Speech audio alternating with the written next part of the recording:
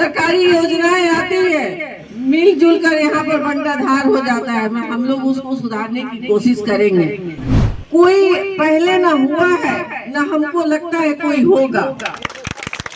जो सिवान में विकास किया है, उस विकास की गति में देखिए अनगिनत मैं कहूँगी और आप काम करेंगे तो करते रह जाएंगे। लगता है कि अब हम लोग जरूर इसमें चुनाव जीतेंगे। हमारा जो भारत देश है, कुर्मा ग्रुप जो सोचता है वो करता है, आपके अपने सपनों का आशियाना। सिवान में हेना साहब निर्दलीय प्रत्याशी के रूप में नामांकन दाखिल कर चुकी हैं। वहां पर मुश्किलें जदयू और राजद प्रत्याशियों की सबसे ज़्यादा बढ़ गई है, क्योंकि हेना साहब का जलवा कहीं ना कहीं सिवान में देखने को मिल रहा है। निर्दलीय प्रत्याशी के रूप में जब हेना साहब बाहर निकलती हैं तो भगवा पट्टा ओढ़े निकलती हैं। हिंदू मुस्लिम की जो एक एकता है, उस एकता का परिचायक हेना साहब इन दिनों खूब बन रही हैं। नामांकन के बाद जनसभा को संबोधित करने के लिए जब अलग अलग क्षेत्रों में हेना साहब निकल रही हैं तो जय श्री राम के नारे मंच पर लगते हुए खूब दिख रहे हैं। मुस्लिम नेता ने जब एक मंच पर हेना साहब के सामने जय श्री राम के नारे लगा दिए, तब पूरे सिवान की हवा जो है बदलती हुई नजर आ रही है। इससे यह स्पष्ट है हिंदुत्व का एजेंडा हेना साहब ने छोड़ा नहीं है।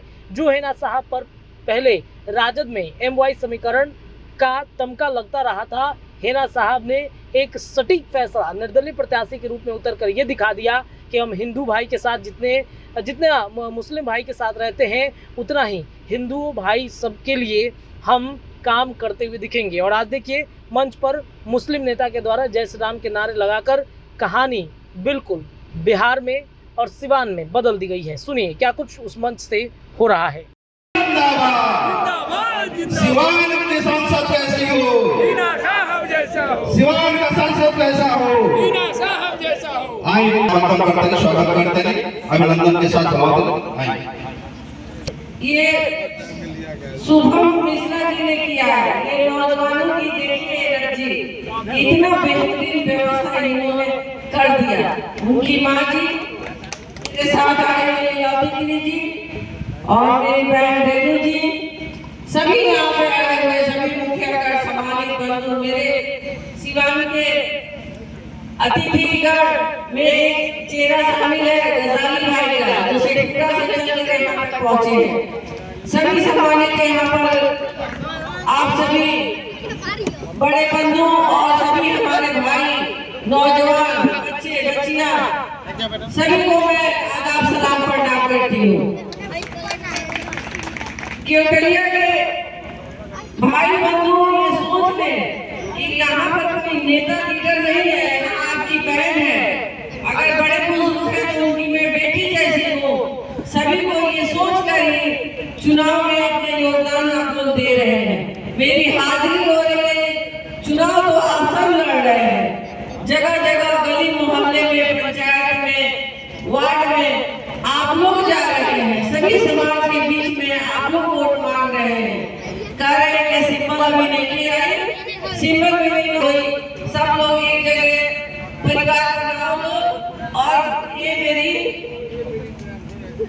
डॉक्टर मोहम्मद शाहुद्दीन के पत्नी वाली हेना साहब का यही ना कह रहे हैं आप।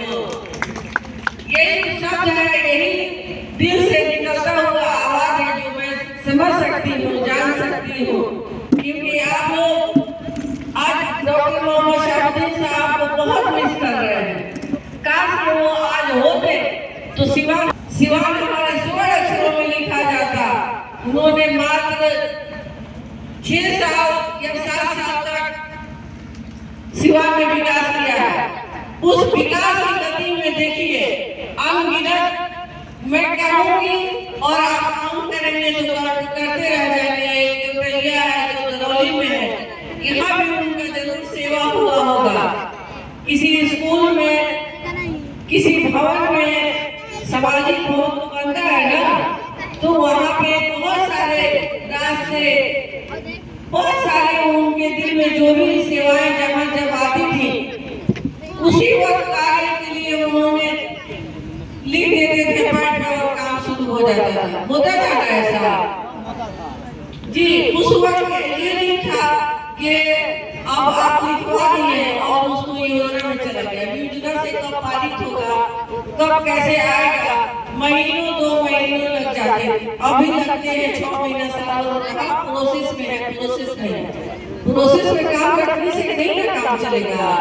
जहाँ जरूरत है, इमरजेंसी है, उसमें आपके नेता को होना चाहिए कि आप अपने जो ब्लॉक के सीओ वीडियो में उनको बुलाइए, बात करिए और उसके बाद वहाँ से कागज बनवाइए और जेई है और डीएम साहब से पारित करवाइए और काम लगवाइए।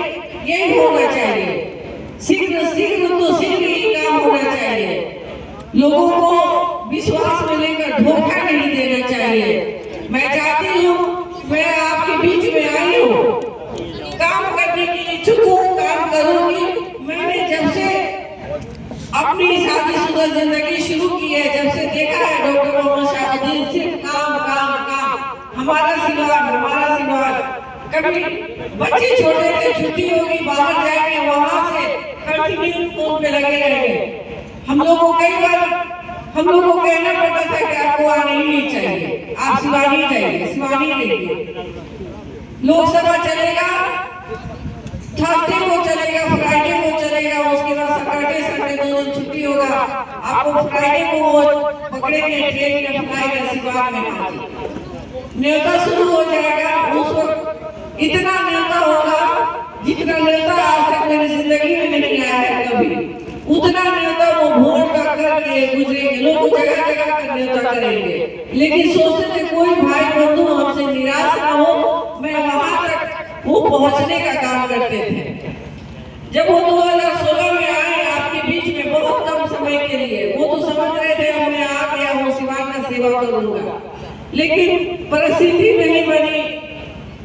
हमें न्याय मिलता है, लोग न्याय को भी तोड़वा देते हैं। तो उस परिस्थिति में उन्होंने शिवान जिला में एक राउंड लगा दिया 20 दिन के अंदर, और 5 दिन में परिस्थिति बनी थी। पत्रकार बंधुओं का, बड़े बड़े लोगों का गाड़ी लगा रहता था, तीरों का बचाव होता था, जन सवाल के नाम पर कि आपको आए हैं, विधि व्यवस्था बिगड़ रही है।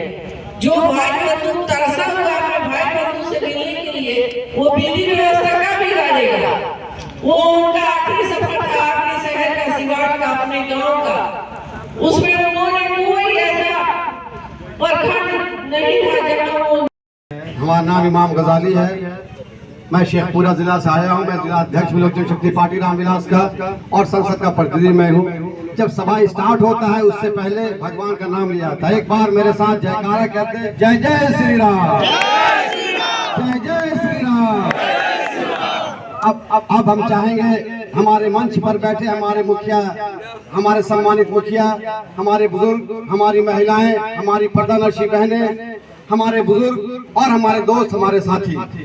मैं ये देख रहा हूँ ये सुनामी है, मैडम की जो लहर, ये सुनामी, और डॉक्टर मोहम्मद शहाबुद्दीन साहब का कर्ज अदा करने का वक्त आ गया है। हम लोगों को, आप लोगों को जिस तरह से आपके लिए अपनी जान न्यौछावर कर दी, हमारा कर्तव्य बनता है, हमारा धर्म बनता है। और एक बार भगवान राम का नाम लेकर हम लोग 25 तारीख को बूथ पर जाए और जो छाप मिलेगा मैडम का, उस पर भारी बहुत से इसी के साथ लंबा काफला चलना है। मैं अपनी बात समाप्त करता हूं और आपके गांव को, आपके सारे बुजुर्गों को हमारी तरफ से धन्यवाद, हमारी तरफ से नमस्कार, हमारे बुजुर्गों को नमस्कार। तहे दिल से आपका शुक्रिया कि आपके स्वागत का तहे दिल शुक्रिया अदा करता हूँ।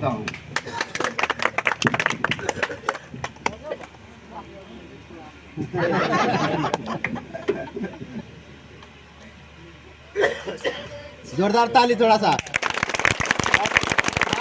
आशीर्वाद भी दिया जाओ, जे भी बैठल में हाथ उठा के आशीर्वाद भी दिया जाओ। मुखलेरी के सभी हमारे हेलो बुजुर्ग भाई बंधु, हमारी माँ बहनें, नौजवान बच्चे बच्चियाँ, मेरे संग आए हुए सभी यहाँ के सम्मानित नेतागण, रामदेव राम जी, परमात्मा राम जी, इमाम गजाली साहब जो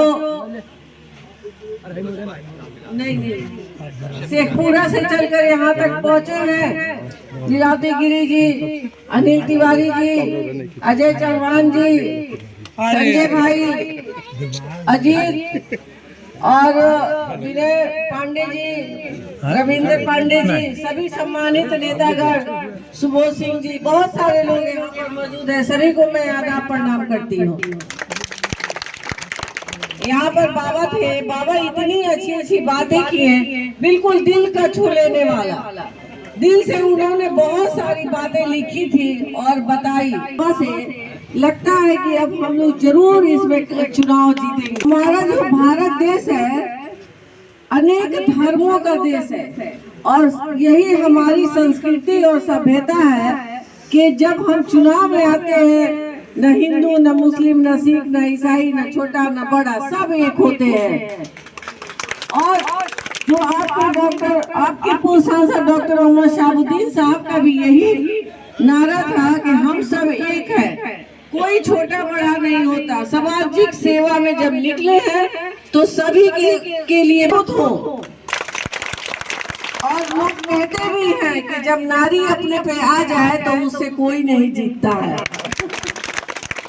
वही एनर्जी, वही ताकत है जो आप लोग हमें दे रहे हैं और इसी के साथ मैं आगे बढ़ रही हूँ। नहीं तो चुनाव में मैं निर्दलीय प्रत्याशी कैसे बनती? मुझे बनने का सोचने का भी नहीं जरूरत थी, क्योंकि मैं अपने डॉक्टर मोहम्मद शहाबुद्दीन साहब को खो चुकी थी, जो बड़े स्तंभ के रूप में वैसे नेता कोई पहले ना हुआ है, ना हमको लगता है कोई होगा।